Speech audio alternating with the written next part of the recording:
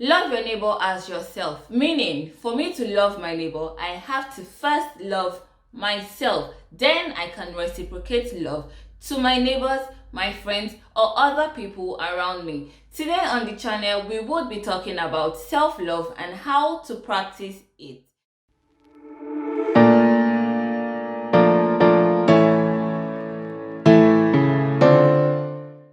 Hi guys, how are you doing? I hope you've had an amazing week and you're having a great day so far. My name is Toby and you're welcome to this channel. So on this channel, we would be talking about topics, tips, and tricks that would ultimately lead us to growing fearlessly into the best versions of ourselves.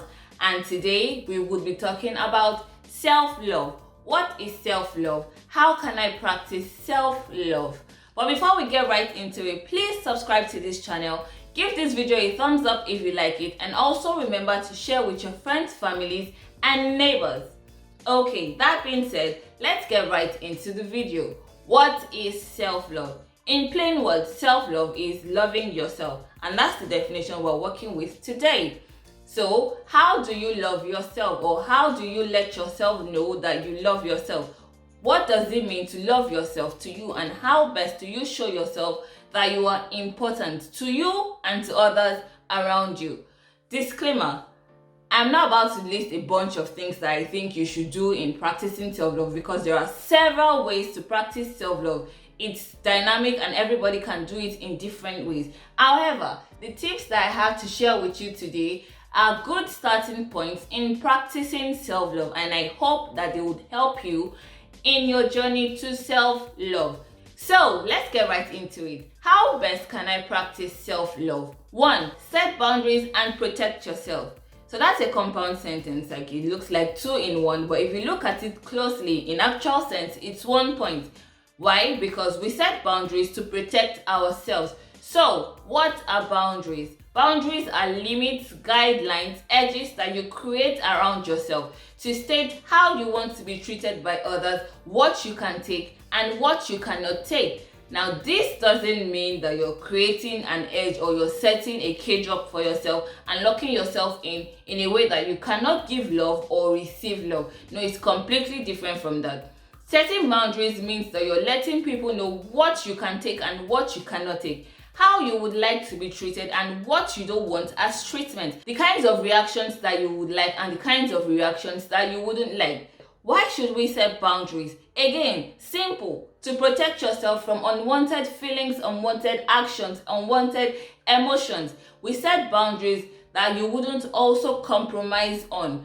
I said don't compromise on it because when you compromise on it, you just let other people know that they can as well compromise on the boundaries that you have set, which in actual sense does nothing to you or is not a practice of self-love. So to practice self-love, one of the steps to take is to set boundaries for yourself that would protect you from unwanted hurt and unwanted pain. This could mean you're cutting some people off or you're making friends with new people. So as kids, everybody is your friend. Like you walk into a room, you walk into a party, and the first kid you see is your friend. In school, in play groups, or anywhere as kids, everybody is your friend, and that's fine at that age. I mean, my kid brother would walk into a room, meet somebody, and introduce the person as his friend. But then he has no idea of what the person's name is. So in that moment, that's his friend because that's who he can play with. But in the long run, that doesn't have to be his friend when he gets to 15 or 16 or 17.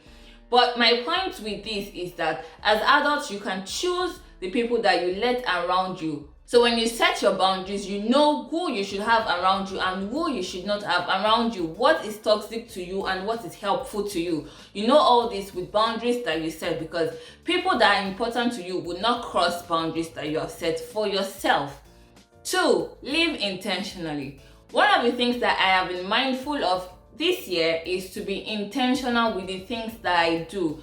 What does that mean? That means like whatever it is that I'm doing because I want to do it. I'm not doing it because somebody has put words in my mind or somebody has said I should do it. I'm doing things because I want to do it. I'm taking actions because those are the actions I want to take. And those actions are in line with my picture, my plan for my life in that particular moment. So I'm not doing things because somebody else is doing it. I'm not doing things out of the blue. I'm not doing random things because I just can't do it. I'm doing things because I want to, and that is what living intentionally means. You're living intentionally for yourself. So you're doing things because you want to do it, not because it's going to please somebody else and then be at your own detriment. No, you're doing it because it is important to you. It is adding value to you. If it's not adding value, it's not important. I don't need to do it.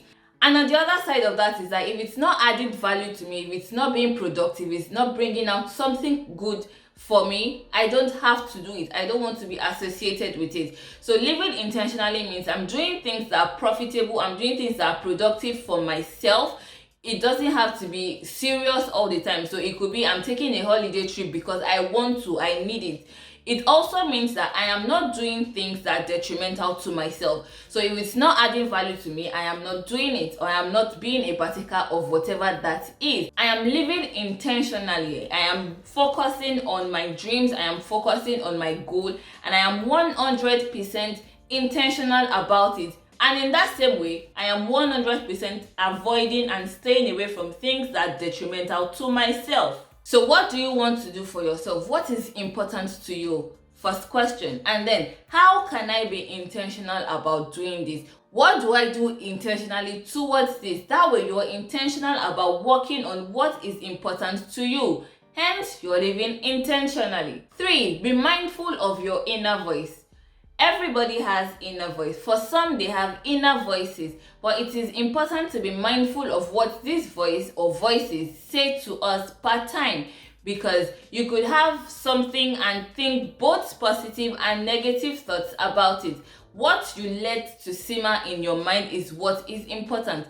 And I say this to say negative thoughts are very hurtful and harmful to our self-being. They affect how we love ourselves and how we respect ourselves. Because if all your mind tells you about yourself is how bad you are, you're not good enough, you're not effective enough, and all that comes to your mind when you think of yourself is negative thoughts, then that way you're not helping yourself and you're not being productive. You're not practicing self-love. So with self-love, being mindful of your inner voice means countering your negative thoughts all the time. Don't let it stay for more than a second. Once it's coming, you're countering it with positive thoughts. You're letting yourself know that you're important to yourself. You're letting yourself know that you are good enough and you're a work in progress. Self-love is loving yourself. And you don't say negative things to people you love. You don't say negative things to things that you love. You're always positive about it. So be positive about what you say, and also be intentional about only sustaining positive thoughts in your mind. 4, forgive yourself.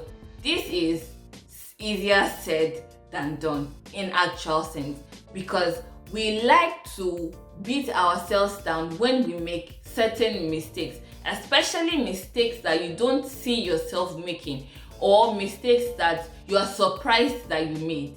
Mistakes that you don't see coming, but you just see that you've made the mistake. But it is important to remember that we are humans, and as humans, we always make mistakes. What you do with the mistake is what matters. So if you make a mistake, learn from your mistake. Effect the changes that you see in the mistake, and try as much as possible intentionally avoid making such mistakes again. So don't beat yourself too much on the mistakes. We would beat ourselves, but don't do it too much to the point where you feel useless or helpless, because we would make mistakes. But when you make the mistakes, accept that you've made the mistake, accept that you're human, and then be intentional about working on the mistake that you've made. That means you try as much as possible to not make that mistake again, and you're intentional about it. So you learn the lessons and you effect the changes. Stop punishing yourself. It doesn't say anything to your self-love. Aside from these 4 that I've said, there are other ways to show yourself self-love. There are other practices of self-love. You just have to know what is best for you and what love language you understand most. That way, you're also intentional about showing yourself self-love and telling yourself that you are important. I hope you have enjoyed this episode as much as I enjoyed sharing with you my top tips on practicing self-love, and I hope to see you in the next one.